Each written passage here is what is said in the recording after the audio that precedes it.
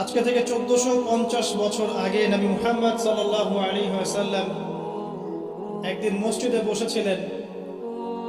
এমত অবস্থায় একজন আগন্তুক মসজিদে প্রবেশ করলেন, যার শরীরে ধবধবে সাদা পোশাক ছিল এবং যার চুলগুলো প্রচণ্ড রকম কালো ছিল। তিনি এসে নবী সাল্লাল্লাহু আলাইহি ওয়াসাল্লামের হাঁটুর সাথে হাঁটু লাগিয়ে দিয়ে বসলেন, যাকে মদিনার কোনো মানুষ চিনতে পারছে না। তার দুহাত নবী সাল্লাল্লাহু আলাইহি ওয়াসাল্লামের উরু এর উপরে রাখলেন, রেখে তাকে 4টা প্রশ্ন করলেন।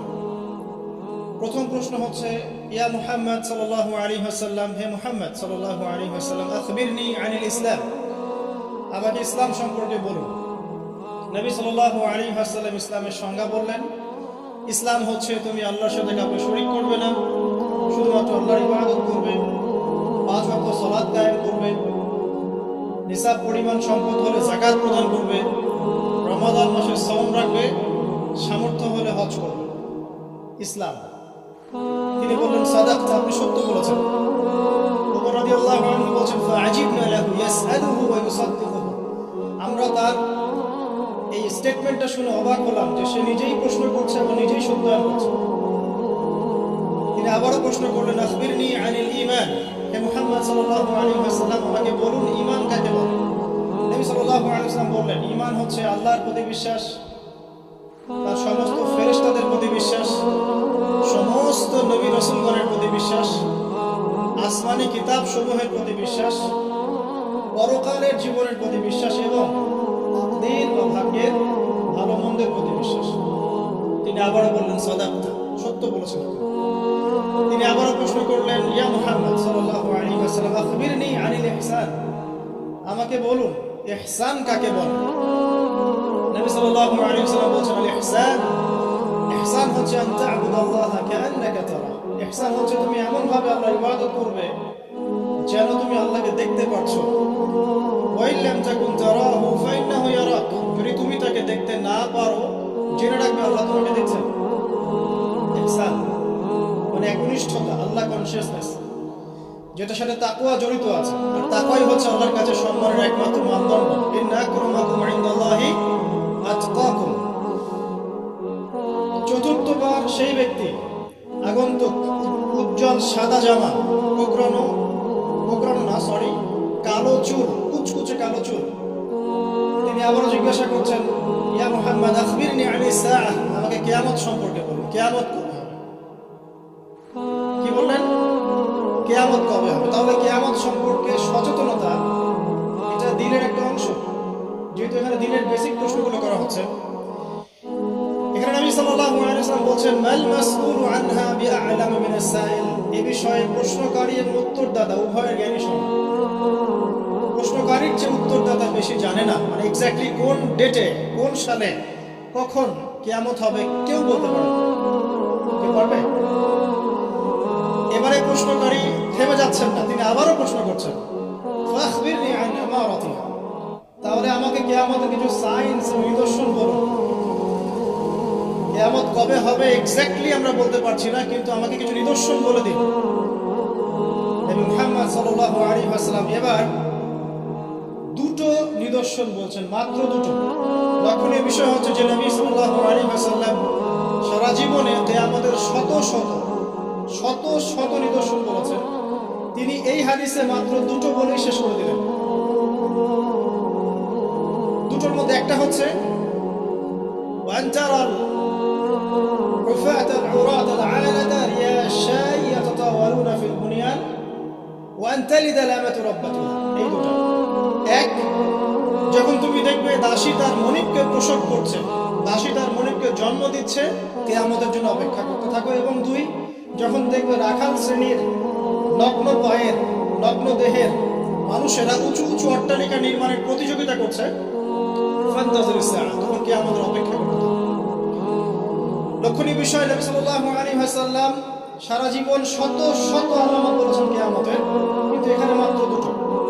এরপরে এই ব্যক্তি চলে গেলেন। ওমর রাদিয়াল্লাহু আনহু বলেন, ফালাবিসনা মালিয়ান, আমরা খুব নিশ্চুপ হয়ে বসে থাকলাম। এরপরে রাসূল সাল্লাল্লাহু আলাইহি ওয়াসাল্লাম বলেন, ইয়া ওমর, হে ওমর, আতাদরি মানিস সাইল, তুমি কি জানো এই ব্যক্তি কে ছিল প্রশ্নকারী? বলছেন আল্লাহু ওয়া রাসূলুহু আ'লাম, আল্লাহ এবং তার রাসূল ভালো জানেন, আমরা জানি না। এবারে নবী সাল্লাল্লাহু আলাইহি ওয়াসাল্লাম অ্যানসার করছেন ইন্নাহু জিবরিল, এই ব্যক্তি ছিল জিবরাইল আলাইহিস সালাম। আতাকুম ইউআল্লিমুকুম দীনাকুম, তিনি এসেছিলেন তোমাদেরকে তোমাদের দিন শেখাতে। আতাকুম ইউআল্লিমুকুম দীনাকুম, তিনি এসেছিলেন তোমাদেরকে তোমাদের দিন শেখাতে, তিনি নিজে শিখতে আসেন নাই, তোমাদেরকে তোমাদের দিন শেখাতে তিনি এসেছেন। তাহলে দিনের বেসিক চারটা প্রশ্ন আমরা পেলাম।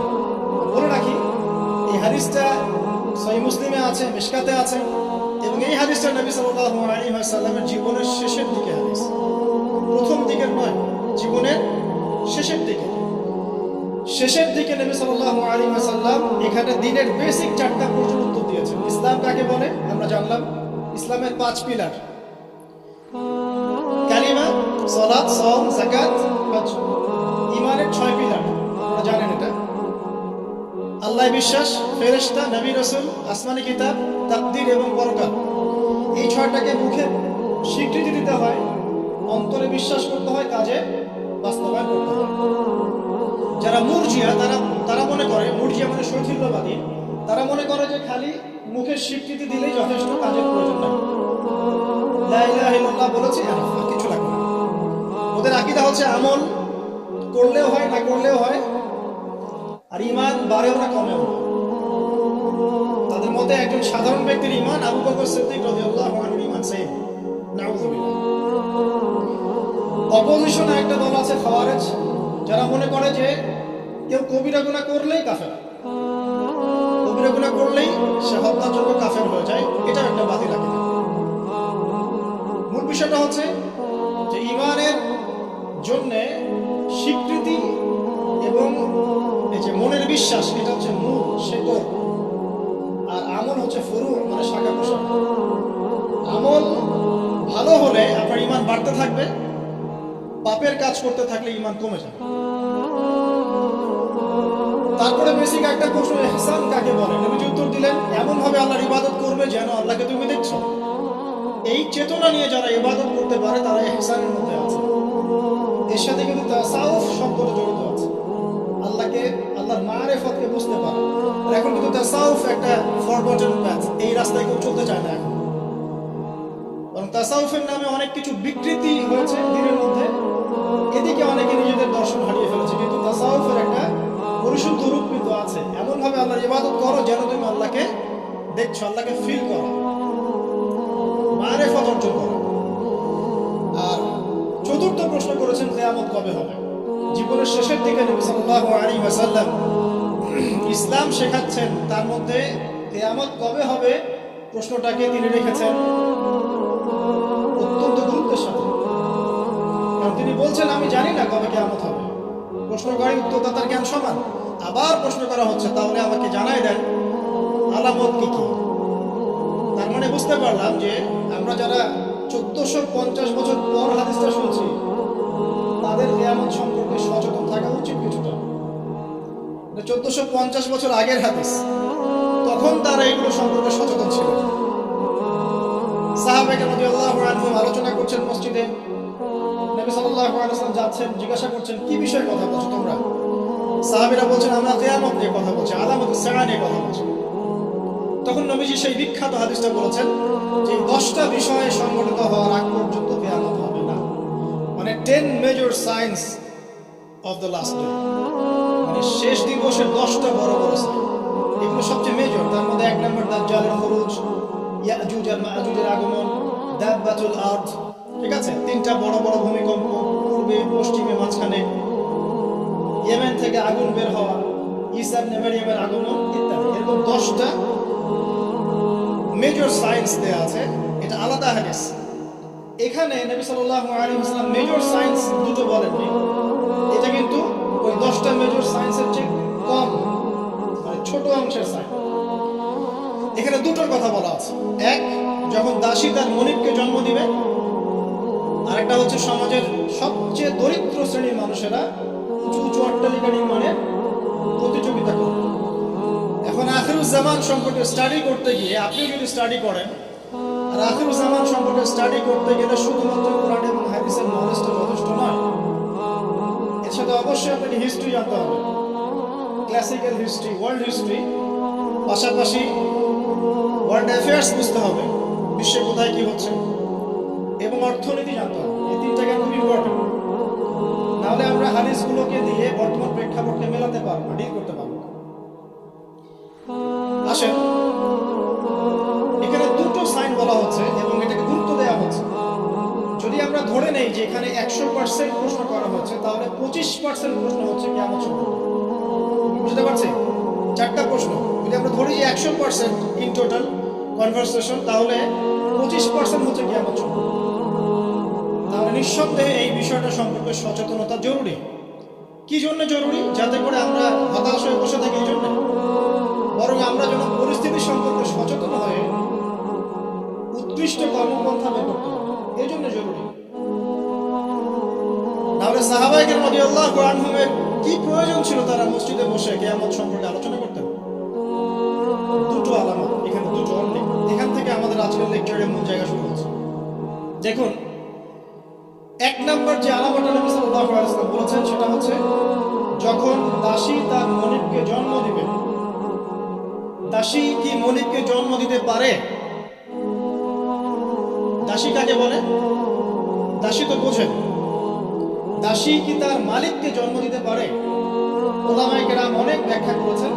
সবচেয়ে কমন যে ব্যাখ্যাটা করা হয়েছে সেটা হচ্ছে যে পিতা মাতার সাথে দাস দাসীর মতো আচরণ করা। এটা কিয়ামতের একটা বড় নিদর্শন। এটা ব্যাখ্যা করার জন্য এখন খুব বেশি দূর যেতে হয় না। আপনি পেপার পত্রিকা এবং প্রিন্ট অ্যান্ড ইলেকট্রনিক মিডিয়াগুলো ঘাটলেই দেখতে পাচ্ছেন পিতা মাতার সাথে আজকে কি রকম নির্মম আচরণ করা হচ্ছে। এই তো কয়েকদিন আগে আমরা দেখলাম যে একজন ছেলে নিজের হাতে তার মাকে গুলি করে মেরে ফেলল। আর নিউজ তো সব আসে না, যে কয়েকটা আসে সেগুলোর আলোকে আমরা কিছু ইনফরমেশন পাই, কিন্তু এরকম কত যে ঘটনা এই প্রত্যেকদিন ঘটছে দিনে রাতে দেশের আনাচে কানাচে, আমরা কিন্তু জানি না। আমরা কয়েকটা ধর্ষণের খবর পাই, কিন্তু প্রত্যেক দিন যে কত মেয়ে ধর্ষিত হচ্ছে এই খবর তো আমরা পাই না। পিতা মাতার সাথে দাস দাসীর মতো আচরণ করা হবে, এটা একটা ব্যাখ্যা। এখন দেখুন, এই জামানায় এসে সম্পর্কের মূল্যগুলো যেন কমে গেছে। সম্পত্তির জন্য পিতা তার সন্তানকে বের করে দিচ্ছে, ত্যায্য করছে, আবার পুত্র পিতাকে হত্যা করছে, ছেলে মাকে হত্যা করছে, ভাই ভাইকে খুন করছে, বোন বোনে চুলাচুলি করছে, প্রতিবেশী প্রতিবেশী মারামারি কাটাকাটি করছে, নিজের ভাই বোন যুদ্ধে লিপ্ত হচ্ছে সম্পত্তির জন্য। এবং এই প্রতিটা বিষয়ে একটা উত্তর আগে দিয়ে রাখি। এখানে যে 2টা আলামত বলা হয়েছে, এর সাথে ওই 10টা আলামত ব্যতীত, যে আমাদের ওই যে 10টা বড় বড় আলামত, এগুলো ব্যতীত বাকি আলামতের বেশিরভাগই মিলে যায় এবং এটা চেইনের মতো মিলে যায়। এটা বোঝার জন্য আপনার ইন্টেলেকচুয়াল একটা নলেজ দরকার। ইনশাআল্লাহ আল্লাহ পাক সেটা আপনাকে দান করবেন ইনশাআল্লাহ, যদি আপনি ওপেন মাইন্ডেড হন, সংকীর্ণ মন। দেখুন, সামাজিক মূল্যবোধটা ভেঙে গেছে, আত্মীয়তার সম্পর্কগুলো এখন আগের মতো নাই। ইভেন প্রতিবেশী কে সেটা খোঁজ নেওয়ার প্রয়োজন মানুষ মনে করে। সামান্য রিজনে আমরা একে অপরকে খুন করতে দ্বিধা করছি, ছিনতাই করতে, চুরি করতে, ডাকাতি করতে। মানে সামাজিক সম্পর্ক যেগুলো ছিল, একটা হৃদ্যতা ভালোবাসার বন্ধন, এটা কিন্তু নাই। খুব ভালো করে খেয়াল করে দেখেন, সামাজিক হৃদ্যতার বন্ধনটা আগের মতো নাই। এমনকি যারা দিন বোঝে, দিন ইসলাম বোঝে, তাদের মধ্যেও সম্পর্কগুলো দেখেন, তাদের ভিতরেও সম্পর্কের দৈন্যতা আছে। মুখে যতই মানে ঐক্যের কথা বলুক না কেন, ভিতরে দেখবেন হিংসা, বিদ্বেষ, সমালোচনার অসুস্থ সংস্কৃতি লালন করছে। সম্পর্কের সেই আগের হৃদ্যতা, মাধুর্যগুলো এখন আর পাওয়া যায় না। এখানে বোঝানো হচ্ছে দাসী তার মনিবকে জন্ম দিবে, স্পেশালি পিতা মাতার সাথে দাস দাসীর মতো আচরণ করবে। কত বড় বড় ডিগ্রিধারী মানুষের বাবা মা এখন বৃদ্ধাশ্রমে আছেন, আপনি জানেন? আমি জানি না। কেমব্রিজ, অক্সফোর্ড, হার্ভার্ড থেকে পড়ে এসে পিতা মাতাকে বৃদ্ধাশ্রমে দিয়েছে। যে পিতার হাত ধরে সে হাঁটা শিখেছে, শেষ বয়সে ওই পিতার লাঠি সে হতে পারে না। যে মা প্রসব বেদনা সহ্য করে তাকে জন্ম দিয়েছে, সেই মায়ের বুকে গুলি চালাতে এখন সন্তানের হাত কাঁপছে না। কিয়ামতের আর কোন নিদর্শনের জন্য আমরা অপেক্ষা করে বসে আছি? ওদিকে গেলে অনেক লম্বা হয়ে যাবে। অর্থ নেই, আরেকটা অর্থ দেওয়া হয়েছে, এটা ইন্টারপ্রিটেশন, ব্যাখ্যা, যে দাসী তার মনিবকে জন্ম দিবে মানে হচ্ছে সমাজের সত্য মিথ্যা, ন্যায় অন্যায়, ভালো মন্দের মানদণ্ডটা উল্টে যাবে। এবং এই ব্যাখ্যাটা আমার কাছে খুব পছন্দনীয় ব্যাখ্যা। দাসী মনিবকে জন্ম দিবে মানে উল্টা জিনিস হচ্ছে না এখানে। তার মানে সমাজের যে ন্যায় অন্যায়ের মানদণ্ড আছে, হক বাতিলের মানদণ্ড, এটা উল্টে যাবে। এবং এই হক বাতিলের মানদণ্ড প্রতিটা ক্ষেত্র থেকে উঠে গেছে। আপনাকে দেখাচ্ছি, মনে করেন আমরা ছোটবেলা থেকে 25-30 বছর পর্যন্ত পড়াশোনা করি। এখন জ্ঞান অর্জনের মানদণ্ড কি হবে? আল্লাহর সন্তুষ্টি অর্জন করা, আল্লাহর দিনকে শেখা, সেই দিন পালন করা, এর প্রচার করা, এর প্রতিষ্ঠা করা। ম্যাক্সিমাম আমাদের মধ্যে এখন পড়াশোনা করছে দুনিয়ার জন্য, অনলি ফর একটা চাকরি, একটা ব্যবসা, একটা ক্যারিয়ার, এতটুকু, একটা সার্টিফিকেট। তাহলে পড়াশোনার ক্ষেত্রে আপনার মানদণ্ড উল্টে গেছে। সত্য গ্রহণ করার ক্ষেত্রে আমরা মানদণ্ড কি রাখবো? যে আল্লাহ এবং তার রাসূল যা বলেছেন এটা সত্য, এর বাইরে সত্যের কোনো উৎস নাই। এখন আমাদের সত্য মিথ্যা গ্রহণের মানদণ্ড এমন, পশ্চিমারা যা বলবে ওটাই সত্য, ওটা কোরআন সুন্নাহর সাথে মিলুক চাই না মিলুক। পশ্চিমার মনে করেন যত তন্ত্রমন্ত্র আছে, যত তন্ত্রমন্ত্র, পলিটিক্যাল তন্ত্র বলেন, ইকোনমিক তন্ত্র বলেন, সামাজিক তন্ত্র বলেন, হ্যাঁ, এক একটা নাম নিয়ে বললে বুঝতে পারবেন। ফেমিনিস্ট রেভলিউশন, কমিউনিজম, আপনার যে সো কল্ড ডেমোক্রেসি আর কি, সো কল্ড যেটা সত্যিকার অর্থে না, সো কল্ড একটা সেকুলারিজম, এটা আসলে সেকুলারিজম না, সো কল্ড সেকুলারিজম। প্রতিটা মতবাদ পশ্চিম থেকে এসেছে এবং এগুলোকে দিয়ে আমরা কোরআন হাদিসকে এখন যাচাই করা শুরু করেছি। কোরআন হাদিসকে দিয়ে এগুলোকে যাচাই করবো এটা না, এগুলোকে দিয়ে কোরআন সুন্নাহকে যাচাই করে আমরা সত্য মিথ্যা গ্রহণ করছি। তাহলে দর্শন নেয়ার ক্ষেত্রেও কিন্তু আমরা সত্য মিথ্যার মানদণ্ড উল্টে দিয়েছি। দাসী মনিবকে জন্ম দিয়েছে এখানে, তাই না? দিন প্রচার ক্ষেত্রে, দিনের ক্ষেত্রে মুসলিম যারা আছে, আমাদের মধ্যে মানদণ্ড থাকবে এমন যে আমরা উদারপন্থী হব, আমরা দিন নিজেরা পালন করব, সহজ করে দিব, মানুষ পালন করবে, দিনের দাওয়াতি কাজ হবে, প্রসার হবে, ঐক্যবদ্ধ প্ল্যাটফর্ম থাকবে। দেখবেন সব উল্টে গেছে। ব্যক্তি জীবন থেকেই দিন বিদায় নিচ্ছে। বাইরে খালি দেখবেন হয়তো আমার এখানে লেবাসে দাড়ি টুপি আছে, ভিতরে গিয়ে দেখবেন যে আসলে আমার ব্যক্তি জীবনে, অর্থনৈতিক জীবনে, সামাজিক জীবনে ইসলাম নাই, পারিবারিক জীবন নাই। মানদণ্ড উঠে যাচ্ছে। দেখবেন ঐক্যের মানদণ্ডের জায়গায় বিভক্তির মানদণ্ড নিয়েছে। তারপরে অর্থনৈতিক জীবনে যান, এখানে দেখেন মানদণ্ড দেখেন, মানুষ এখন হালাল হারামের যাররা পরিমাণ পরোয়া করে না। অল্প কিছু মানুষ বাদ দিয়ে এই সব কিছুর বাইরে কিছু মানুষ আছে যারা একটু ব্যাকডেটেড, সে গেলে যারা একটু মৌলবাদী টাইপের, এরা একটু অন্যভাবে চিন্তা করে। ম্যাক্সিমামে হালাল হারামের কোনো বাজ বিচার নেই, সমানে সুদ খাচ্ছে আর ঘুষ খাচ্ছে, দুর্নীতি করছে, টাকা আত্মসাৎ করছে, মানুষের সম্পদ করে খাচ্ছে, জমি করে খাচ্ছে।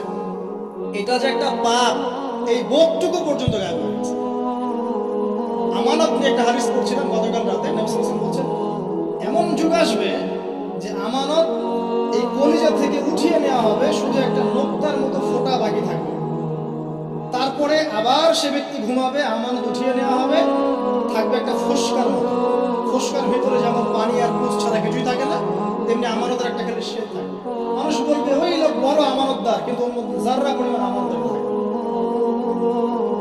তো মানদণ্ড দেখেন, অর্থনৈতিক জীবনে আমাদের মানদণ্ড আর আগের মতো নাই। আমরা এখানে হালাল হারামের পরোয়া খুব কম মানুষই করি। যারা বলে যে সুদ খাওয়া হারাম, ঘুষ খাওয়া হারাম, দুর্নীতি করা হারাম, ইত্যাদি ইত্যাদি, উত্তর দেয় এগুলো ছাড়া আবার এই যুগে চলা যায়? সুদ না খেয়ে আবার এই যুগে চলা যায়? মানে মায়ের সাথে জেনা না করে এই যুগে চলা যায়? মেয়েদেরকে ধর্ষণ না করে এই যুগে চলা যায়? মানে 1 দিরহাম সুদ খেলে 36টা মেয়েকে ধর্ষণ করা হয়, বুখারী হাদিস আছে। আর আল্লাহ পাক কোরআনে কি বলছেন? যে কোরআন মাথায় তুলে আমরা রেখে দেই সুন্দর করে পরিষ্কার করে একদম আলমিরার উপরে, সেখানে আল্লাহ পাক বলছেন সুদ ছেড়ে দাও, যদি না ছাড়ো তাহলে আল্লাহ এবং তার রাসূলের সাথে যুদ্ধের ঘোষণা শোনো। মানুষ এখন বলছে আল্লাহ এবং তার রাসূলের সাথে যুদ্ধ না করে থাকা যায়? এখন অর্থনৈতিক জীবনে সত্য মিথ্যার কোনো মানদণ্ড নাই। টাকা উপার্জনের ক্ষেত্রে আমরা হালাল হারামের যাররা পরিমাণ পরোয়া করছি। দাড়ি টুপি রেখেও দেখবেন অনেক সময় আমরা এমন কিছু ব্যবসা শুরু করেছি যেখানে ধর্ম অনেক দূরের বিষয়। অনেকে ধরা পড়ছে এখন বিভিন্ন অভিযানের প্রশাসন, দেখবেন দাড়ি টুপি পাগড়ি বলা। তো ইসলাম বোঝে না? অন্যরা না হয় বোঝে না, এরাও কি ইসলাম বোঝে না? ধর্মকেও অনেক সময় ব্যবসা বানিয়েছে আমরা, ধর্মকেও অনেক সময় ব্যবসার হাতিয়ার বানিয়েছি আমরা। দেখবেন বহু এমন জায়গা আছে যেখানে ভণ্ডামি হচ্ছে, বেদাতি কাজকর্ম হচ্ছে, কুফরি হচ্ছে, শিরক হচ্ছে, মানুষ লক্ষ লক্ষ টাকা ঢালছে, গরু দিচ্ছে, ছাগল দিচ্ছে, কি করছে না করছে আপনারা আরো ভালো জানেন।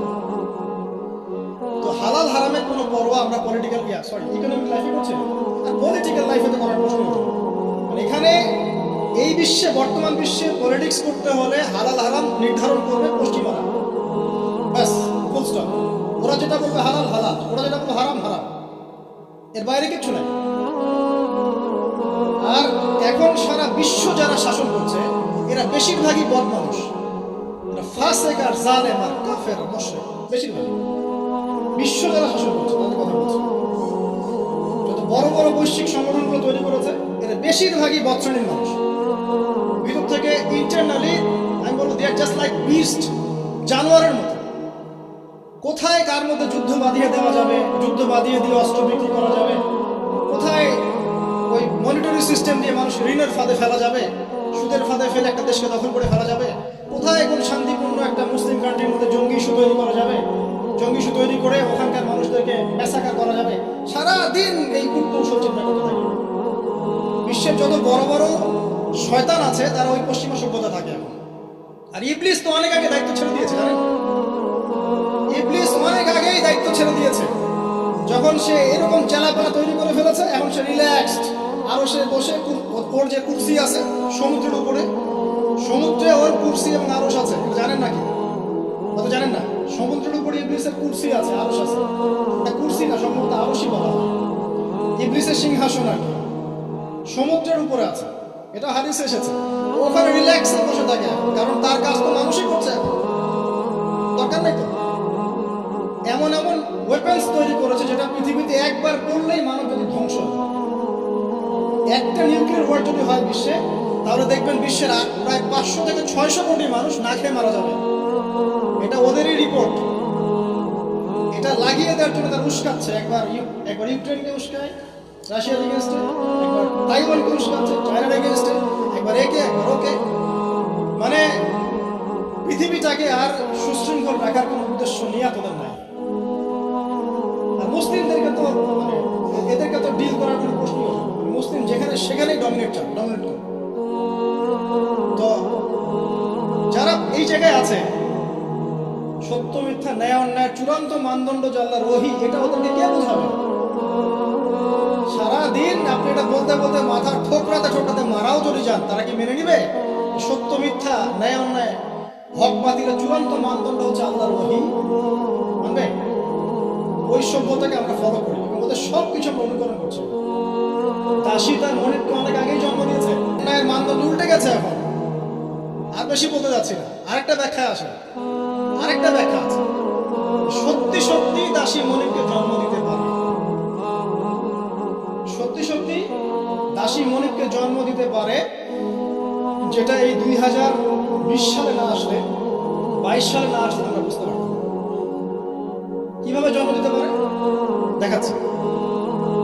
নারী পুরুষের ফ্রি মিক্সিং চলছে সবখানে, যেখানে যাবেন সেখানে নারী পুরুষের ফ্রি মিক্সিং। যত ফ্রি মিক্সিং হয়েছে তত জেনা বেড়েছে, তত বেপরদামি বেড়েছে, তত বেশি রেপ হয়েছে, ধর্ষণ বাড়ছে। এর সাথে আছে পর্নোগ্রাফি, যেটা মানুষকে ভিতর থেকে পশু বানিয়ে দিয়েছে। বাসের মধ্যে একটা মেয়ে যাচ্ছে, 4-5 জন ধরে রেপ করে রেখে দেয়। অটোতে একটা মেয়ে যাচ্ছে, একটা বাচ্চা মেয়ে রেপ করে রেখে দেয়। এমনকি এমনও নিউজ পাওয়া যাচ্ছে পশু পাখির সাথে মানুষ জেনা লিপ্ত হচ্ছে। একটা ছেলে আরেকটা ছেলের সাথে জেনা লিপ্ত হচ্ছে মানুষ। এবং কোনো কোনো ক্ষেত্রে এরকম 2-1টা ঘটনা মাদ্রাসাতেও ঘটছে। মানে পর্নোগ্রাফি দিয়ে সবাইকে পশু বানিয়ে দেওয়া হচ্ছে। খেয়াল করে দেখেন। এরপরে আবার পরকীয়া আছে।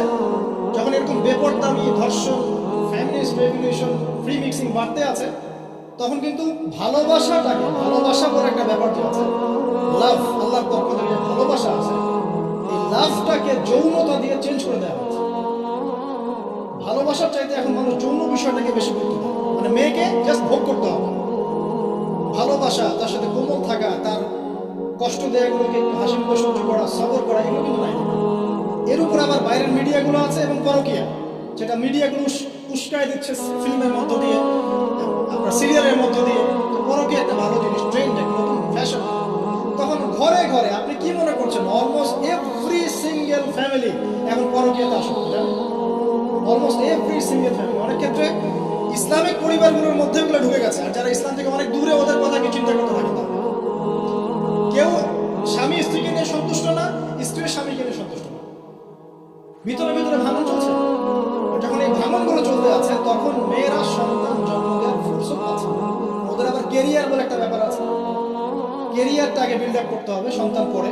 যখন সন্তান জন্ম দেওয়ার ফুরসত পাচ্ছে না, তখন কি করতে হবে, ওই পশ্চিমাদের মতো, বা এই যে আমাদের এই কর্নারে একটা নতুন ইসরায়েল আছে, এর নাম সিঙ্গাপুর, এই আবার একটা নতুন ইসরায়েল, এই ধরনের কান্ট্রিগুলোর মতো ওখানকার মেয়েরা সন্তান জন্ম দেওয়ার সময় পায় না, ওরা জেনা করার সময় পায়। দেখা যায়, একটা জরিপে দেখা গেছে যে বিয়ের আগে একটা ছেলে প্রায় 20 থেকে 22টা মেয়ের সাথে যৌন সম্পর্ক। এটা নাউজুবিল্লাহ বলছেন, বাট আমি আরেকটা হাদিস পড়ছি রিসেন্টলি, যেখানে নবী সাল্লাল্লাহু আলাইহি ওয়াসাল্লাম বলছেন আখির জামানে একটা ছেলের পিছনে এমন একটা সময় আসবে, যেটা এখন আসে না, এমন একটা সময় আসবে যে একটা ছেলের পিছনে 30-40 জন মেয়ে ঘোরাঘুরি করবে শুধু যৌন সম্পর্কের জন্য। এই সময়টা ওরা পার করে এসেছে পশ্চিমবঙ্গে। আচ্ছা, তো যেহেতু সন্তান জন্ম দেওয়ার ফুরসত নাই, ক্যারিয়ার আছে, জেনা ওপেন, জেনা চাইলেই মানুষ করতে পারে, বিয়ে করার প্রয়োজন হয় না, মদ ওপেন, জেনা ওপেন, পতিতালয় ওপেন, সবই ওপেন। এসব কিছু ওপেন করে দিয়ে আমরা কি করি, আমরা অপরাধ দমনের চেষ্টা করি। কি চমৎকার সাইকোলজি আমাদের, বাহবা দিতেই হয়, সব ওপেন, ওদের ওখানে ওপেন। তো ওখানে আর মেয়েরা চাকরি বাকরি এসবের দিকে ফোকাস করতে করতে সন্তান জন্ম দেওয়ার সময় নেই। কি করতে হবে, দরিদ্র যে কান্ট্রিগুলো আছে, যেমন যে ইন্দোনেশিয়া, শ্রীলঙ্কা, কোনো কোনো ক্ষেত্রে আরও যে আপনার ওই যে আফ্রিকান কিছু কান্ট্রি, নাইজেরিয়া, ঘানা, মালি, এই টাইপের যে কান্ট্রিগুলো আছে, দরিদ্র, একদম দরিদ্র কান্ট্রি, এদের থেকে মেয়েদেরকে হায়ার করে। কিসের বিনিময়ে, যে তোমাকে ডলার দেওয়া হবে। ডলার কি জিনিস সেটা তো বোঝেন, এটা অস্ত্র, সারা বিশ্বকে শাসন করে। আমি ছাপাবো, আমার প্রেস আছে, আমার সিনেট আছে, আমরা ছাপাবো, আর আমরা হচ্ছি ওয়ার্ল্ডের সুপার পাওয়ার, আমরা চাইলে ছাপাতে পারি, আমাদেরকে বলার কেউ নাই। ছাপাবো, ওইটা দিয়ে আমি তেল কিনবো, তাহলে এটাও আমার, ওইটাও আমার।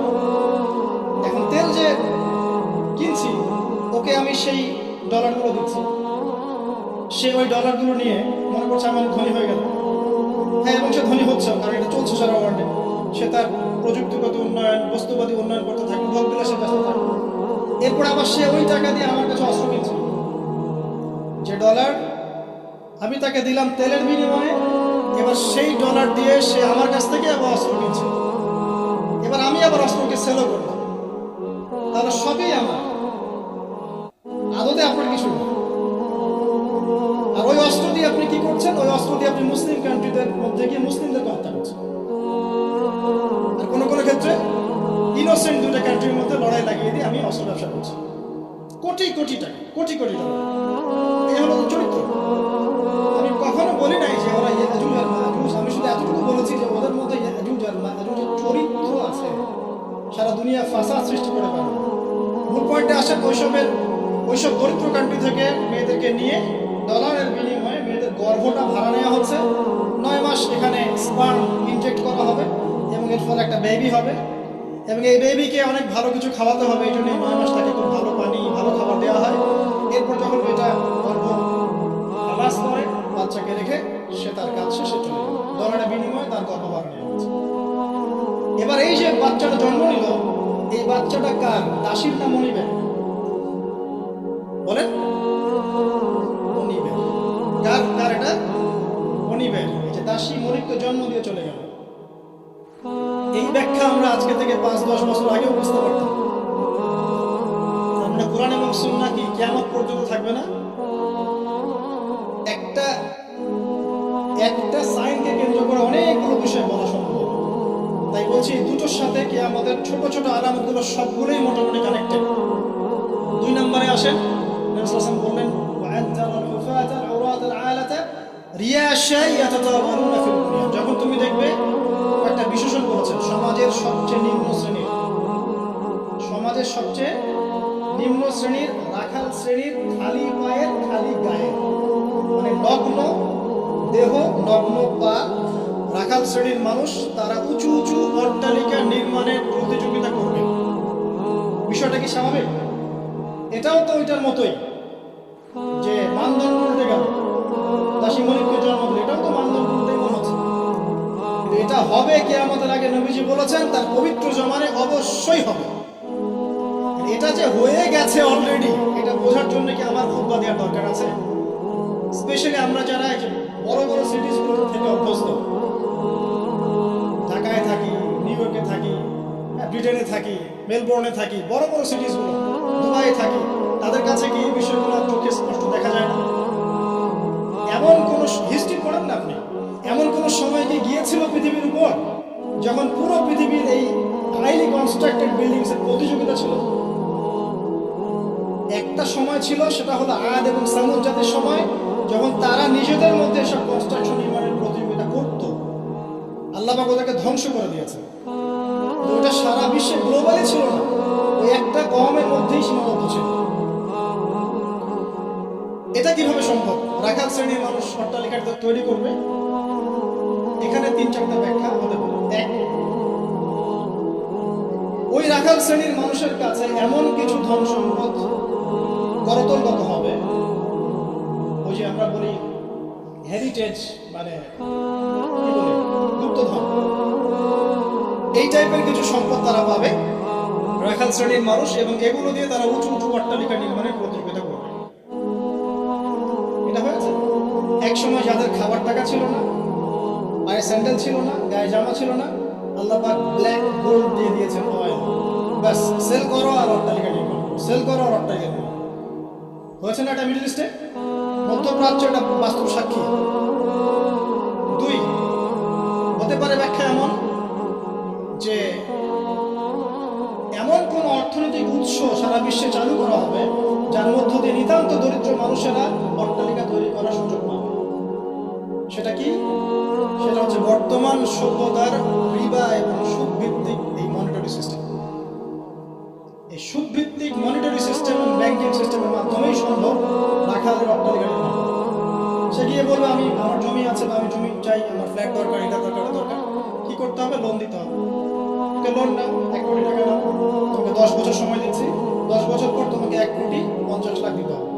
সে মনে করবে হ্যাঁ কোনো সমস্যা নেই, 10 বছর টাইম দেওয়া হয়েছে, একটু না হয় বেশি দিলাম চার্জ, বাট আমি তো আমার স্বপ্ন পূরণ করছি। অথচ সে বুঝতে পারলো না সে মায়ের সাথে জিনা করলো, যে খেলো সেও জিনা করলো, যে খাওয়ালো সেও জিনা করলো, যে সাক্ষী থাকলো সেও করলো, যে লিখে রাখলো সেও করলো। এর ফলশ্রুতিতে এলিট সোসাইটির খুব একটা সমস্যা হয়নি। এই রিবার মূল পরিণতিটা হচ্ছে যে দরিদ্র মানুষরা দিন দিন দারিদ্রতার অতল তলে যেতে থাকে। খুব এলিট সোসাইটি যারা, ওদের খুব একটা সমস্যা হবে না। এটাই রিবা। যারা রিবাকে ফর্ম করেছে সারা বিশ্বে, ওই সভ্যতার কিন্তু খুব একটা ক্ষতি হচ্ছে না। যাদেরকে ও সুদ খাওয়াচ্ছে, IMF এর থ্রু দিয়ে বলেন, ওয়ার্ল্ড ব্যাংকের থ্রু দিয়ে বলেন, সবাইকে সুদ খাওয়াচ্ছে। ঋণ চাচ্ছ, ঋণ দিব, এইসব শর্তগুলো দেখে ঋণ দিব, তবে আমাকে এত পার্সেন্ট দিতে হবে, অত পার্সেন্ট দিতে হবে। এখন এই পার্সেন্টেজের টাকাটা কত টাকা, এই টাকাটা কি আমাদেরকে দিতে হবে না? অতএব এখানে সুদ আমরা খাচ্ছি, খেতে হচ্ছে। সারা ওয়ার্ল্ড এভাবে চলছে। এখন আপনি কি ওয়ার্ল্ডের বাইরে যেতে পারবেন? পারবেন না। সারা বিশ্বে এভাবে এই সুদভিত্তিক মনিটারি সিস্টেমের মধ্য দিয়ে দরিদ্র শ্রেণীর মানুষকে উঁচু উঁচু অট্টালিকা নির্মাণের সুযোগ করে দেওয়া হয়েছে। সংক্ষেপে বলব, আরেকটা ব্যাখ্যা হতে পারে, এবং আমার কাছে এই ব্যাখ্যাটা খুব ভালো লাগে। সেটা হলো দুর্নীতি এবং করাপশনের মধ্য দিয়ে কালো টাকা অর্জন করে সেই টাকা দিয়ে দরিদ্র রাখাল শ্রেণীর মানুষ উঁচু উঁচু অট্টালিকা নির্মাণ করবে। এটার জাজল্যমান প্রমাণ এখনকার যত মুসলিম কান্ট্রি আছে সবগুলো মুসলিম কান্ট্রি করাপশনের মধ্য দিয়ে, কালো টাকার মধ্য দিয়ে, জুলুমের মধ্য দিয়ে, মানুষের টাকা আত্মসাতের মধ্য দিয়ে, সরকারি মাল আত্মসাতের মধ্য দিয়ে কোটি কোটি টাকার মালিক হয়েছে কালো টাকা, এবং এটা একটা বড় অংশ পাচারও করা হয়েছে। তো 3টা ব্যাখ্যাই মিলাতে পারবেন আপনি। কিভাবে একজন রাখাল শ্রেণীর মানুষ উঁচু উঁচু অট্টালিকা নির্মাণ করতে পারে? হয় তার কাছে গুপ্তধন সে প্রাপ্ত হবে আল্লাহর পক্ষ থেকে, অথবা সে সুদভিত্তিক ব্যাংকিং সিস্টেমের মধ্যে যেটা করবে, অথবা সে জুলুম এবং করাপশনের মধ্যে যেটা করবে। তবে শেষ কথা হচ্ছে, সবকিছু করার পরেও কিয়ামত পর্যন্ত এই হাদিসে জিবরিলে তার নাম রাখালি থেকে যাবে, রাখালি থেকে যাবে, রাখালি থেকে যাবে। আপনি কি বুঝতে পারছেন? সম্মান দেওয়ার মালিককে। যত কিছুই করুক না কেন, কিয়ামত পর্যন্ত এই হাদিসের মধ্যে ওদেরকে এই নামেই ডাকা হবে, ওয়ান তারাল উফাতাল উরাতাল আলাতা রিয়াশাই ইয়াতাতাওয়ালুনা ফিল বুনিয়ান, এভাবেই ডাকা হবে। এই সায়েন্সগুলো নবী সাল্লাল্লাহু আলাইহি ওয়াসাল্লাম বলেছেন। এর পাশাপাশি আর অনেক কথা তিনি বলেছেন। মানুষের মধ্যে ধর্মীয় জীবন থেকে ইসলাম আস্তে আস্তে সংকীর্ণ হয়ে আসবে, উম্মার মধ্যে ফাটল বাড়তে থাকবে, মানুষ দ্বীনের জ্ঞান অর্জনকে খুব একটা মূল্যায়ন করবে না, ইলম উঠে যাবে, আলেম ওলামাদের মৃত্যু হবে, ওলামাদের উপর জুলুম আসবে, জাহেলদেরকে মানুষ আলেম রূপে গ্রহণ করা শুরু করবে, মানুষ ইসলামকে বিকৃত ব্যাখ্যা করা শুরু করবে, এবং এমন একটা সময় আসবে যে কাফের মুশরিক মুনাফিকরা পর্যন্ত ইসলামের ব্যাখ্যা নিয়ে মুসলিমদের সাথে তর্ক করবে। পারিবারিক বন্ধন ভাঙবে, বাবা মা সন্তান সন্ততির পারিবারিক বন্ধন ভাঙবে, প্রচুর জেনা বাড়বে এবং জেনাকে মানুষ হালাল মনে করবে, প্রচুর মাদক বাড়বে, মাদককে মানুষ হালাল মনে করবে, পরকীয়াকে মানুষ হালাল মনে করবে, বাদ্যযন্ত্রগুলোকে মানুষ হালাল মনে করবে, বিনোদনের নামে, এন্টারটেইনমেন্টের নামে মানুষ এমন এমন হারাম কাজে লিপ্ত হবে যার ফলশ্রুতিতে তাদেরকে একদিন বানরের কোনো শুয়োর বানিয়ে দেওয়া হবে। আল্লাহ পাকের দয়া না থাকলে আর পৃথিবীতে যদি অন্য মাখলুক না থাকতো, আল্লাহ পাক আসমান থেকে বৃষ্টি বন্ধ করে দিতেন। এগুলোর ফলশ্রুতিতে মুসলিমদের উপরে দুর্দশা নেমে আসবে, দুর্ভোগ নেমে আসবে, খুনাখুনি বাড়বে, হারাজ বাড়বে। নবীজি বলছেন, হারাজ হচ্ছে এমন বিষয়, একজন ব্যক্তি মারা যাবে, সে জানবে না কেন মারা গেল। একজন ব্যক্তিকে মেরে ফেলা হবে, যে মারবে সেও বুঝতে পারবে না কেন তাকে মারছি, আর যে মারা যাবে সেও বুঝতে পারবে না কেন আমাকে মারবে। সবচেয়ে মারাত্মক হচ্ছে যে ফ্যামিলিস্ট রেভলিউশন বাড়বে, মহিলাদের মধ্যে বেপরদামি বাড়বে, ব্যভিচার বাড়বে এবং পতিতাদের সংখ্যা বাড়বে। এটা ফ্রি হয়ে যাবে, মানুষ সবার উন্মুক্ত হয়ে যাবে, ইজি আপনার কাছে উন্মুক্ত হয়ে যাবে, মাদক ইজি উন্মুক্ত হয়ে যাবে, অশ্লীলতার প্রসার ঘটবে। তখন আল্লাহর রাসূল বলেছেন সাল্লাল্লাহু আলাইহি ওয়াসাল্লাম, আল্লাহ পাকের পক্ষ থেকে ভূমি ধসের আযাব আসবে, ভূমি ধসের আযাব আসবে, জালজালা ভূমিকম্প আসবে এবং আকৃতি পরিবর্তনের আযাব আসবে, মানুষের আকৃতি পরিবর্তন। তিনি বলছেন সময়গুলো এমন ভাবে যাবে যেন মানুষের কাছে মনে হবে যে গতকালটা আজকের চাইতে ভালো ছিল। মানুষের কাছে এমন মনে হবে গতকালটা আজকের চাইতে ভালো ছিল, গত বছর এই বছর হচ্ছে ভালো ছিল। মানুষের কাছে মনে হবে যে হায়, আমি যদি কবরবাসী হতাম, কবরের পাশ দিয়ে হেঁটে যাবে আর বলবে হায়, আমি যদি জীবিত না থেকে কবরবাসী হতাম। প্রকৃতিও পরিবর্তন হয়ে যাবে, প্রকৃতি ঋতু পরিবর্তন হয়ে যাবে, বৃষ্টিপাতের মধ্যে সমস্যা সৃষ্টি হবে, বন্যা বলেন, ভূমিকম্প বলেন, খরা, দুর্যোগ যা যা দেখছেন আল্লাহর পক্ষ থেকে গজব, আযাব, এগুলো ক্রমান্বয়ে বাড়তে থাকবে। সময়কে কেন্দ্র করে বলা হয়েছে সময় পর্যন্ত সংক্ষিপ্ত হয়ে আসবে, এত দ্রুত টাইম পাস হয়ে যাবে যে মানুষ মনে করবে যে একটা বছর চলে যাচ্ছে একটা মাসের মতো, একটা মাস একটা সপ্তাহ, একটা সপ্তাহ একটা দিনের মতো, একটা দিন একটা ঘন্টার মতো। তোমার দুর্দশা বলছেন, তোমরা সংখ্যায় প্রচুর হবে, তোমরা বিভক্ত হয়ে থাকবে খণ্ডে খণ্ডে, তোমরা সংখ্যায় প্রচুর হবে, কিন্তু মৃত্যুর ভয় তোমাদেরকে পেয়ে বসবে এবং তোমরা আল্লাহর রাস্তায় আল্লাহর দ্বীনের জন্য সংগ্রাম করতে চাইবে। এতে করে তোমাদের উপরে বহিঃশত্রুর আক্রমণ চাপিয়ে দেওয়া হবে, জুলুম বাড়বে, মাজলুমের সংখ্যা বাড়তে থাকবে, জালেমকে অবকাশ দেওয়া হবে, জালেমকে ছাড় দেওয়া হবে, জালেমকে ছাড় দেওয়া হবে। সে জুলুম করতে করতে এমন পর্যায়ে নিয়ে যাবে যে মনে হবে যে তারা এই বিশ্বের নতুন ফেরাউন। জিউসরা শক্তিশালী হবে, জিউসরা শক্তিশালী হবে, ইসলামের এগেইনস্টে যে শক্তিগুলো আছে এরা শক্তিশালী হতে থাকবে, ওদের মধ্যে ইউনাইটেড বন্ড দেখা যাবে। স্পেশালি জেরুজালেমের কথা এসেছে যে ওই জায়গাটা শক্তিশালী হবে। শাম এবং ইরাকের মাঝখানের যে পয়েন্টের কথা আসছে, এই জায়গায় অস্তিত্ব তখন ছিল না যখন নবী সাল্লাল্লাহু আলাইহি ওয়াসাল্লাম এই হাদিস বর্ণনা করেছেন। এ তো কয়দিন আগে অস্তিত্ব লাভ করলো। হাদিস বর্ণনা করা আছে 1400 বছর আগে। জিউস আসবে, মাসিহুদ দাজ্জাল ইস্পাহান নামক জায়গার কথা আছে, এখান থেকে সে খুরুজ হবে, তার খুরুজ মানে আত্মপ্রকাশ। কিন্তু সে রুল করবে জিউসদেরকে দ্বারা। এবং জিউসরা এখন কোথায় শক্তিশালী এটা আপনারা চিন্তা করে দেখেন, সারা ওয়ার্ল্ডে তারা কি করছে। তো ছোট ছোট যত আলামতগুলো আছে এগুলো যদি আপনি একত্রিত করেন, এই দুইটা আলামতের সাথে মেলাতে পারবেন।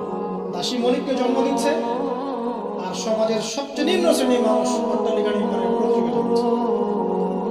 বাকি যে বড় বড় সায়েন্সগুলো আছে সেগুলো এখনো আসে নাই। আর আমরা চাই না আসলে যে আমাদের জীবদ্দশাগুলো আমাদের সামনে আসুক। কেউই চাইবো না যে আমরা দাজ্জালকে দেখি, দাজ্জাল আত্মপ্রকাশ করুক,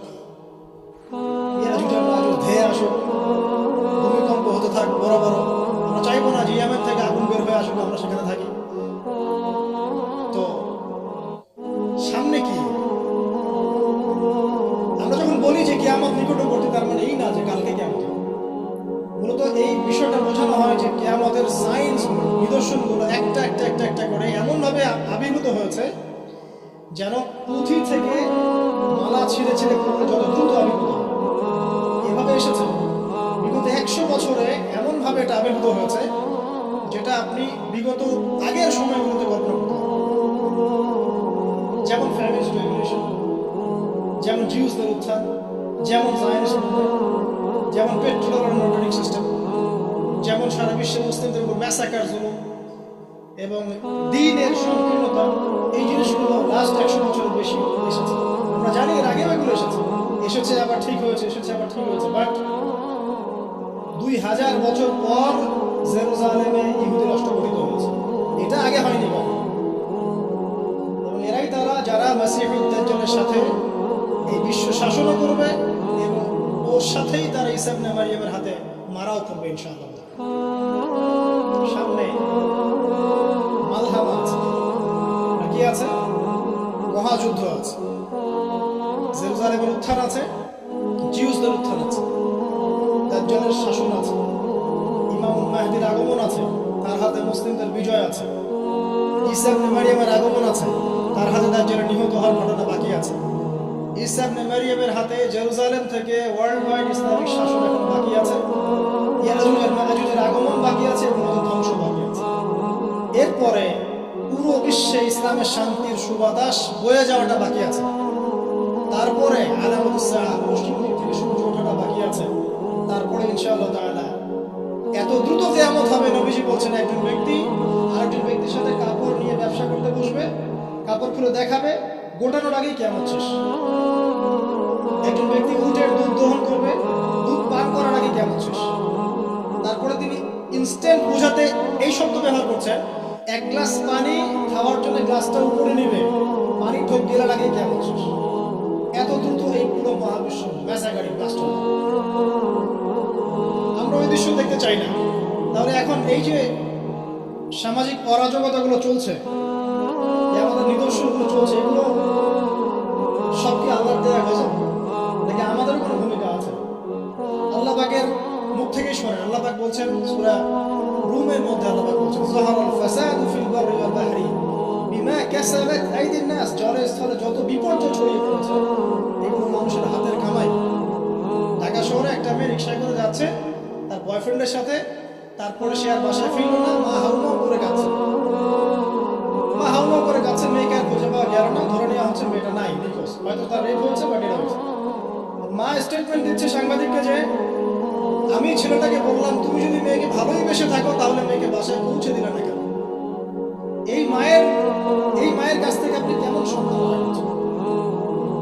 সে তার মেয়ের অবৈধ বয়ফ্রেন্ডকে সে বলছে তুমি যদি মেয়েকে ভালোই বেসে থাকো তাহলে মেয়েটাকে একা একা রিক্সা ছেড়ে দিলে কেন, বাসায় পৌঁছে দেবে?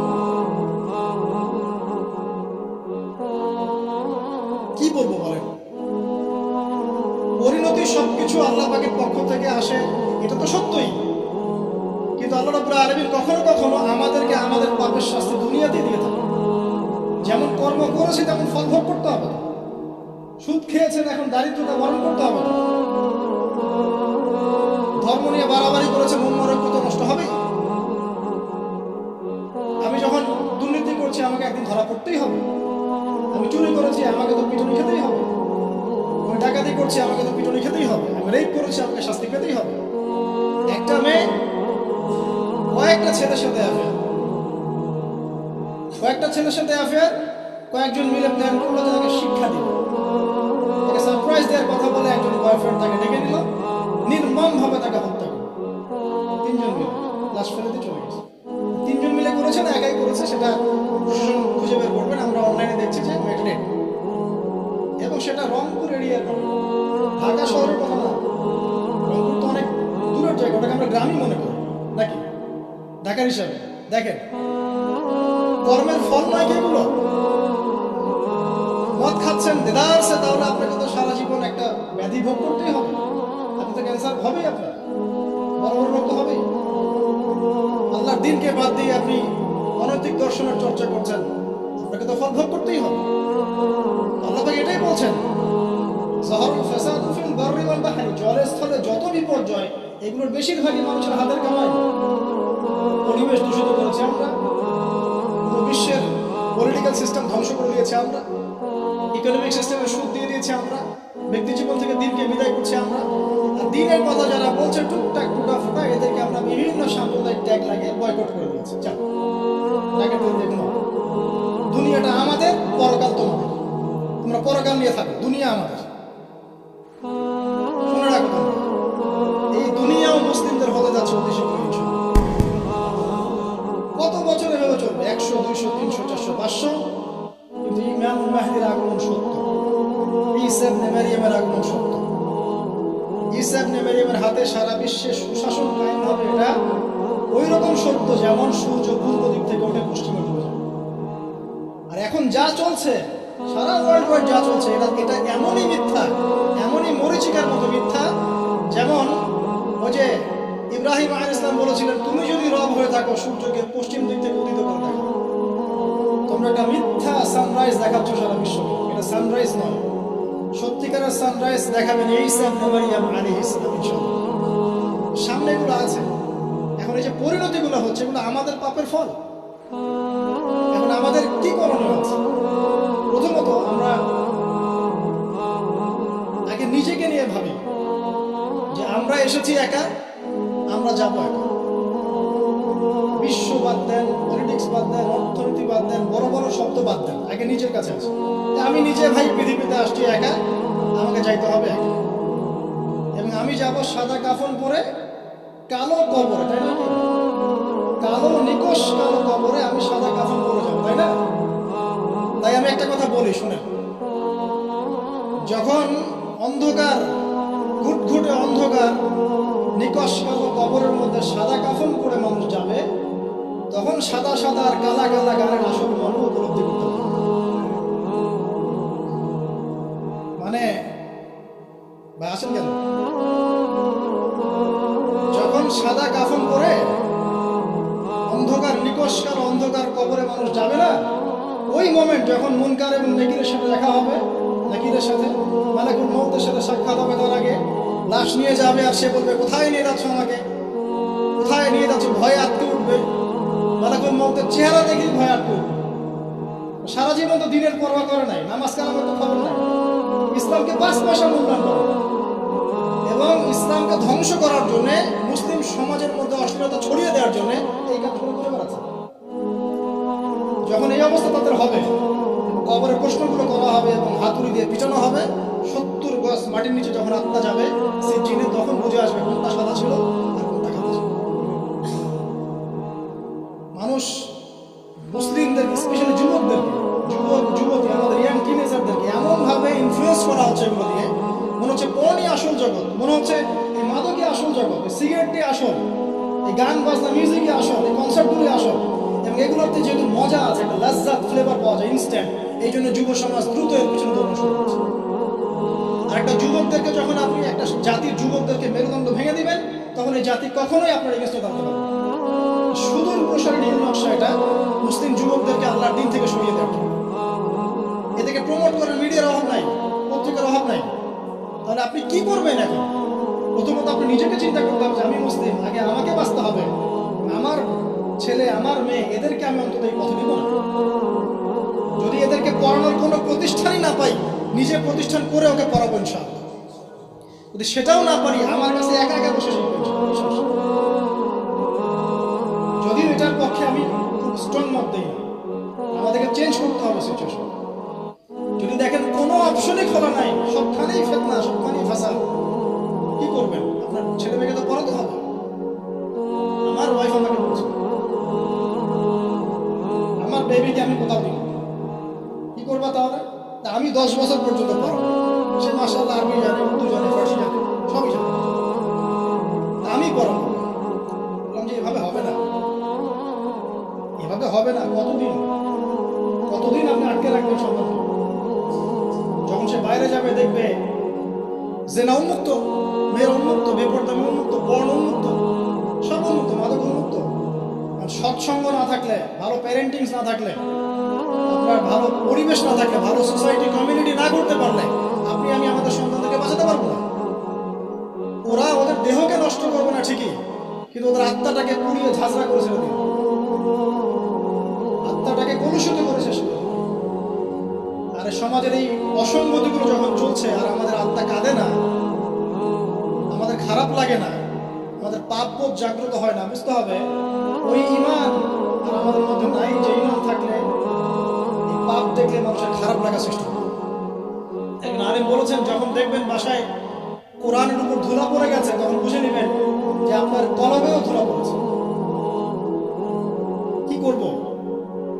নিজে বাঁচার জন্য আগে নিজেকে চিন্তা করতে হবে যে আমি আখিরাতের বান্দা। দুনিয়াতে এসেছি মেহমানের মতো, আল্লাহ কিছু দায়িত্ব কর্তব্য দিয়েছেন, টাইম শেষ হবে, আল্লাহ পাক টেন দিয়ে চলে যাবে। কাউকে আল্লাহ পাক এখানে রাখেন না, দুনিয়াতে কেউ চিরস্থায়ী হয়নি। যত বড় পরাশক্তি ছিল, ফেরাউন, নমরুদ, হামান, কারুন, কেউ পৃথিবীতে চিরস্থায়ী হয় নাই। আজকের বিশ্বে যারা আছে বড় বড় পরাশক্তি, কেউ পৃথিবীতে চিরস্থায়ী হবে না। এগুলো শুধুমাত্র সময়ের ব্যাপার মাত্র, সময় চলে যাবে, এরাও শেষ, কেউ থাকবে না, না মুমিন, না কাফের, না মুশরিক, কেউ। অতএব যারা এসেছে তারা চলে যাবে, এই ফিলিংসটা সবার আগে জরুরি। এই ফিলিংসটা আসলে পরে আমার প্রথম দায়িত্ব হচ্ছে ইলম অর্জন করা, তারপরে লক্ষ্য স্থির করা যে আমার জীবনে তো একটা লক্ষ্য আছে। এভারেজ লাইফ লিড করবে সবাই, 1999 জন মানুষ এভারেজ লাইফ লিড করে, খায় দায়, ফুর্তি করে, স্ত্রী সহবাস করে, বাচ্চা পয়দা করে, শেষ ডেট, শেষ বয়সে ক্যান্সার, ডায়াবেটিস, মারা গেল। এটাই করতেই কি দুনিয়াতে এসেছি? দিন ইসলাম নিয়ে আমাদের কোনো স্বপ্ন নাই? যারা ইতিহাস পড়ে দেখেন, যারা যুগে যুগে ইসলামের অগ্রগামী ছিলেন, তারা কি আমাদের মতো এভারেজ মুসলিম ছিলেন, নাকি এক্সট্রা অর্ডিনারি কিছু তারা করতেন? আর আমরা কি আমাদের উম্মার মধ্যে ছোটখাটো বিষয়গুলোকে নিয়েই পড়ে থাকবো? আর কতদিন আমরা এগুলো নিয়ে পড়ে থাকবো? আর কতদিন আমরা একে অপরের বিপদ, তহমত, সমালোচনার, হাত বাঁধার, পায়ে পা লাগানোর, আমি এসব নিয়ে পড়ে থাকবো? তাও শান্তি পান, তারপরে আমাদেরকে দিনের জন্য কিছু করতে দেন, যুব সমাজকে করতে দেন। যারা এখন করতে চায় আগ্রহী, ওদেরকে কোন রাস্তা দেখান।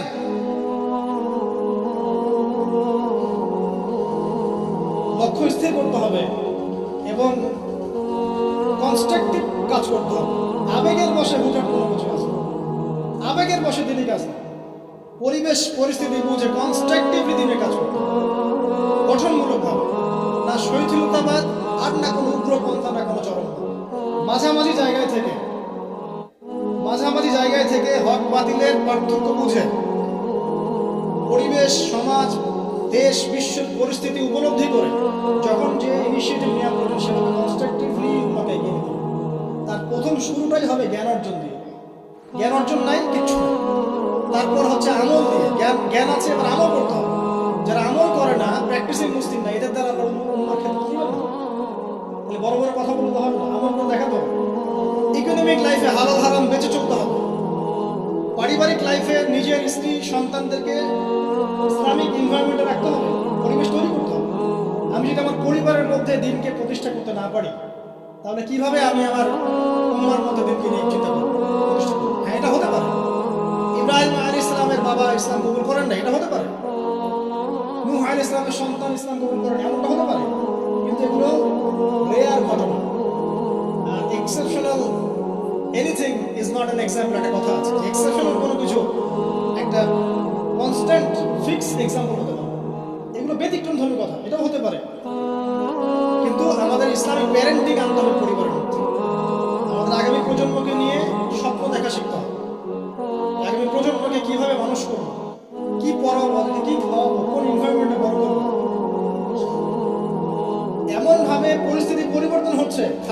যাচ্ছে কোনো কোনো ক্ষেত্রে আইন শৃঙ্খলা বাহিনীর যে সদস্যরা আছেন তারা হিমশিম খেয়ে যান যে মানুষ এরকম পাপ করতে পারে। তাদের মাথার উপর দিয়ে যাচ্ছে যে মানুষ এইভাবে পাপ করতে পারে। একটা কথা আমি বলি, এখন এই যুগে মানুষ এমন এমন পাপ করছে, এমন এমন ক্রাইম করছে যা কোনো চোখ দেখে নাই, কোনো কান শোনে নাই, কোনো অন্তর কল্পনা করতে পারে। আপনি প্র্যাকটিক্যালি দেখে নেন, এনভায়রনমেন্টটা চেঞ্জ করতে হলে আমাদেরকে পারিবারিকভাবেই চেঞ্জ করতে হবে, সোশ্যালি চেঞ্জ করতে হবে, কমিউনিটি দরকার। যারা ইসলামিক এই ফিলোসফিগুলো পালন করে তাদের মধ্যে একটা মিউচুয়াল বন্ধন দরকার, হৃদ্যতার ভালোবাসা, ওপেন মাইন্ডেড, কনজাস্টেড না হয়, সংকীর্ণ মানসিকতা না হয়, এবং সাম্প্রদায়িক থটগুলো বাদ দিতে হবে।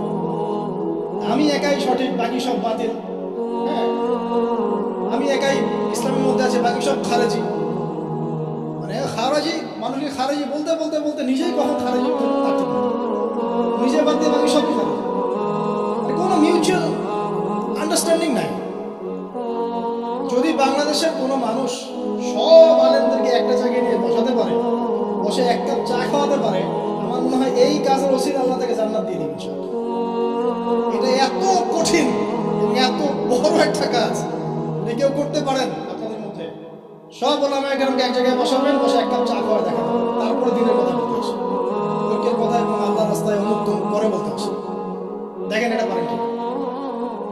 তো স্বপ্ন দেখা শিখতে হবে পরবর্তী প্রজন্মকে নিয়ে, আমাদেরকে নিয়ে।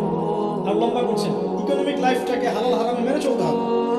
যে যেখানে থাকবো, আমরা যদি গভর্নমেন্ট জব করি, বেসরকারি জব করি, বা কৃষিকাজের ক্ষেত্রে কাজ করি, বিজনেস করি, অনেস্টির পরিচয় দেওয়া দরকার।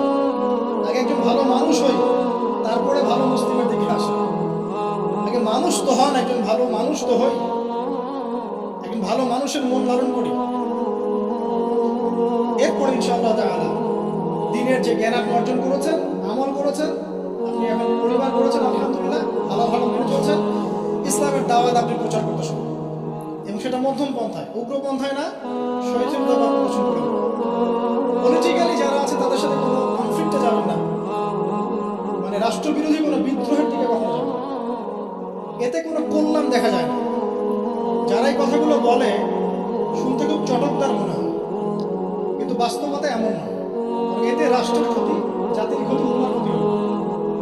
যতটুকু কাজ করার ফ্রি একটা অ্যাক্সেস আছে, এটাও দেখবেন কনজাস্টেডে বন্ধ হয়ে পড়ে আছে।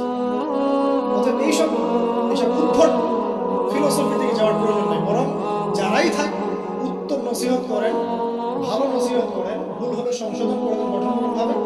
এরপরেও যদি না কথা শুনে, আলহামদুলিল্লাহ ছেড়ে দেন। উপদেশ দেন, আপনি উপদেশ দাতা, আপনি তাদের কোনো দারোগা নন, যার যার কর্মফল শেষে ভোগ করবে। আল্লাহ পাক বলছে, বলে নদী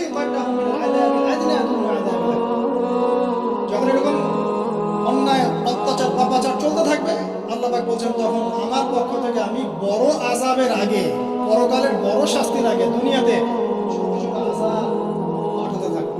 আল্লাহ তো বলেছেন পাঠাবেন, রিল্যাক্স থাকেন। ইনশাআল্লাহ তাআলা কনস্ট্রাকটিভলি এই কাজগুলো করতে পারলে আশা করা যায় একদিনে ফল পাওয়া কখনোই যাবে না। আমাদের নবীজি 23 বছর লেগেছে, আস্তে আস্তে ইনশাআল্লাহ তাআলা আমরা না হোক আমাদের পরের জেনারেশন, তারা না হোক তারপরের জেনারেশন, তারা না হোক তারপরের জেনারেশন, একটা জেনারেশন আসবে পৃথিবীর বুকে, নিশ্চিত থাকেন, যারা ইনশাআল্লাহ আযজা ওয়া জাল এই দুনিয়া থেকে সমস্ত জুলুমের শেকল উপড়ে ফেলবে।